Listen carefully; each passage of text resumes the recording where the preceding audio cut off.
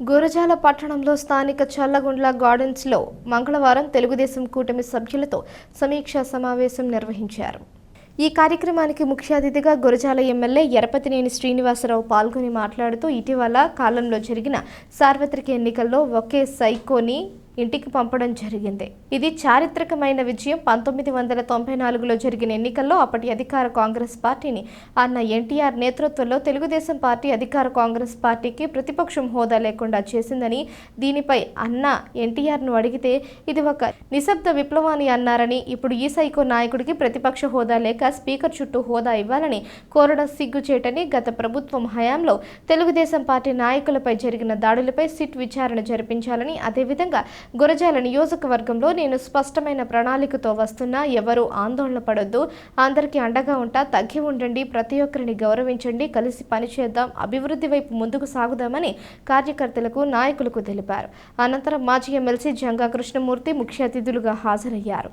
వారు మాట్లాడుతూ మనమంతా కలిసికట్టుగా ఉండి ప్రభుత్వ పథకాలు ప్రజలకు అందే విధంగా కృషి చేసి రాష్ట్రాన్ని అభివృద్ధి పదంలో తీసుకెళ్తామన్నారు. గ్రామాలలో టీడీపీ, జనసేన, బీజేపీతో కలుపుకొని పనిచేయాలన్నారు. గత 5 ఏళ్ల వైసీపీ పాలనలో హత్యలు చేసిన వారిపై, దుర్మార్గాలకు పాల్పడిన వారిపై చట్టపరంగా చర్యలు తీసుకునేలా చూద్దామన్నారు. పార్టీ కోసం కష్టాలు, కేసులు పడిన వారికి తగిన న్యాయం చేస్తామన్నారు. కార్యక్రమంలో ఎరపతినేని నిఖిల్, జనసేన సమన్వయకర్త కటకం అంకారావు, బడిదల శ్రీనివాసరావు, పులుకూరి కాంతారావు, మండల కన్వీనర్ జమ్మిగుంపల లక్ష్మీనారాయణ, పట్టణ కన్వీనర్ అడప శ్రీనివాసరావు, కౌన్సిలర్ నేలవల్లి వరలక్ష్మి, బొల్లయ్య, చాగంటి శ్రీనివాసరావు, కొట్టే శ్రీనివాసరావు, చింతకాయల కళ్యాణ్, పోటు నాగేశ్వరరావు, ఉప్పిడి నరసింహారావు, శివనాగేంద్ర, కత్తి ప్రసంగి తదితరులు పాల్గొన్నారు. జలపతినేని శ్రీనివాసరావు గారు, కాంతారావు గారు, అంకారావు గారు, నిఖిల్ గారు, అంతేకాకుండా తెలుగుదేశం పార్టీ, జనసేన పార్టీ, భారతీయ జనతా పార్టీకి సంబంధించినటువంటి వివిధ హోదాలు ఉన్నటువంటి నాయకులు ప్రధానంగా, ఎందుకంటే ఈ నియోజకవర్గంలో జరుగుతున్నటువంటి అరాచకాలను, అక్రమాలను, అవినీతి, దౌర్జన్యాలను, అగౌరవానికి తగిన శాస్తి చెప్పినటువంటి మీ అందరికి కూడా నా హృదయపూర్వకమైనటువంటి అభినందనలు, కృతజ్ఞతలు తెలియజేస్తున్నాను. ఈ సమావేశం యొక్క ముఖ్య ఉద్దేశం ఈ రాష్ట్రంలో జరిగినటువంటి పరిస్థితులు,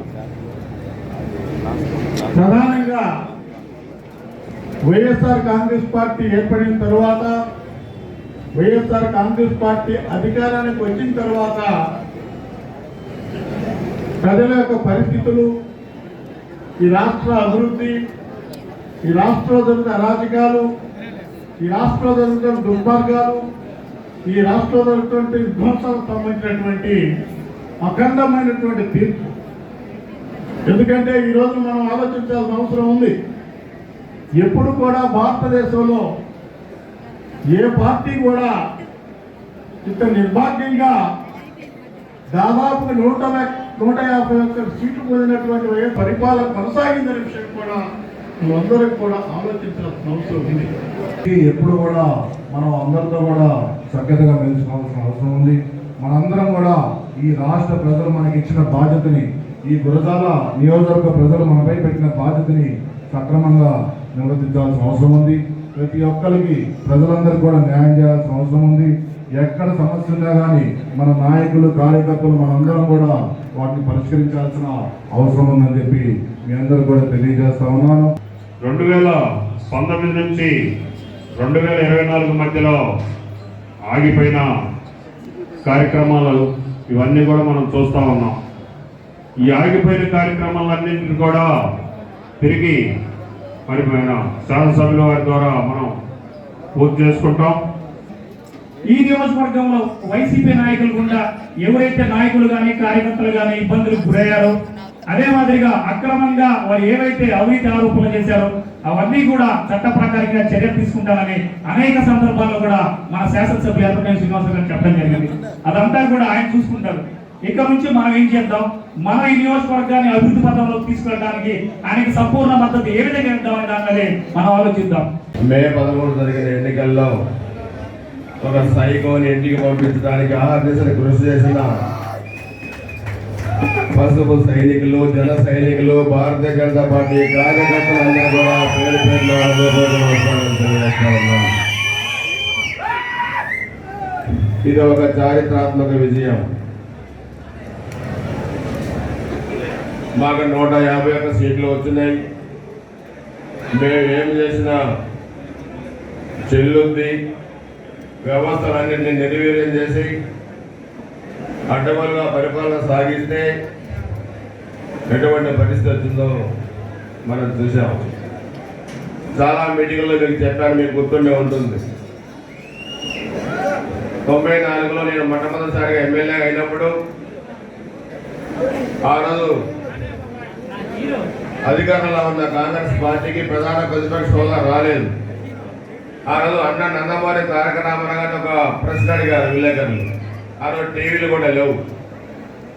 89, 94 5 సంవత్సరాలు అధికారంలో ఉన్న కాంగ్రెస్ పార్టీకి ప్రధాన ప్రతిపక్ష హోదా రాకుండా మీరు ఎలా చేయగలిగారంటే ఇది నిశ్శబ్ద విప్లవం అన్నారు ఎన్టీ రామారావు గారు. ఆ రోజు చాలా మీటింగ్లో చెప్పా, మీరు కూడా గుర్తు తెచ్చుకోండి. ఇదే నిశ్శబ్ద విప్లవం వచ్చే ఎన్నికల్లో మనకు కూడా వస్తుంది. అధికార వైసీపీ ప్రధాన ప్రతిపక్ష హోదా రాదని చెప్పేదా లేదా మీకు మీరు గుర్తుపెట్టుకోవాల్సిన అవసరం ఉంది. ఇదే మనందరం గుర్తుపెట్టుకోవాలి. ప్రజలు మనకి బాధ్యత అప్పచెప్పినప్పుడు, మనకి 5 సంవత్సరాలు అధికారాన్ని ఇచ్చినప్పుడు మనం ట్రస్టీల్లో మాత్రమే గుర్తుపెట్టుకోండి. ఇది మన రాజ్యం కాదు. ఆంధ్రప్రదేశ్ ఎవరి జాగీరు కాదు. ఇది 5 కోట్ల ఆంధ్రప్రదేశ్ సంబంధించిన సంపద. ఇది 5 సంవత్సరాలకు ఎన్నిక కాబడిన మనం ప్రజాప్రతినిధులుగా ప్రజలు ఇచ్చిన అధికారాన్ని మనం బాధ్యతతో చేయగలిగినప్పుడే ప్రజల మన్నన మనం పొందుతామన్న సంగతి కూడా నేను మీ అందరూ కూడా తెలియజేస్తున్నాను. 23 మంది ఎమ్మెల్యేలు మీరు చేర్చుకున్నారు. అందుకనే దేవుడు స్క్రిప్ట్ రాశాడు. 23 మంది మీరు గెలిచారని చెప్పి వాళ్ళని అసెంబ్లీలో అవమానం చేశారు. 3 ఎంపీలు చేర్చుకున్నారు. అందుకే 3 ఎంపీలు గెలిచారని అవమానం చేశారు. 151లో నేను అనుకున్నాను మొదటి 1 ఉండదు, లాస్ట్ 1 ఉండదు అనుకున్నాను. కానీ మధ్యలో 5 తీసేస్తానని నేను అనుకోలేదు దేవుడు. అందుకని 151లో 5 పోతే 11 మిగిలింది. మీరు జిల్లా చూడండి, ఇంకా 4-5 సీట్లు మన వాళ్ళు సరిగా చేసుకోలేక ఓడిపోయారు. ఉమ్మడి చిత్తూరులో 2, ఉమ్మడి కడపలో 3, ఉమ్మడి కర్నూలులో 2, ఉమ్మడి ప్రకాశంలో 2. ఇకపోతే జిల్లాలు ఊడ్చిపెట్టుకుపోయినాయి. నెల్లూరు వాళ్ళు 10 గెలిచారు, మనం 10 గెలిచాం. 1 సీటు వైసీపీకి లేదు. Guntur sweep, no seat YCP. ఉమ్మడి కృష్ణా, నో సీటు వైసీపీ. ఉమ్మడి వెస్ట్ గోదావరి సీట్ లేదు. ఉమ్మడి ఈస్ట్ గోదావరి సీట్ లేదు. ఉమ్మడి విజయనగరం సీట్ లేదు. ఉమ్మడి శ్రీకాకుళం సీట్ లేదు. 11 సీట్లు మాత్రమే ఇచ్చారు. ఒక అహంకారమైన పరిస్థితిని తలదించడానికి 14 సంవత్సరాలు ముఖ్యమంత్రిగా పనిచేసిన మన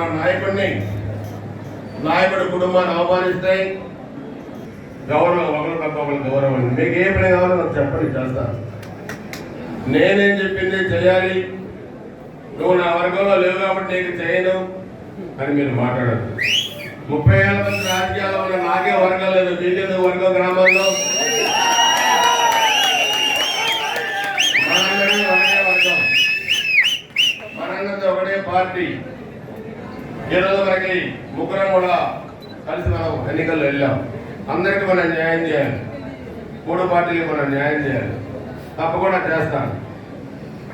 కృష్ణమూర్తి గారు ఉన్నారు, అనుభవజ్ఞులు. దాంతో పాటు 3 పార్టీలు సీనియర్ నాయకులు ఉన్నారు, మీరున్నారు. గ్రామాల్లో 30 ఏళ్ళ మధ్య 40 ఏళ్ళ మధ్య పార్టీ జెండా పట్టుకొని కొట్టిన, పోలీస్ స్టేషన్లో వేసిన, పార్టీ జెండాను భుజాన్ని మోసిన కార్యకర్తలు ఎంతమంది ఉన్నారు నేను చూశాను, నాకు తెలుసు.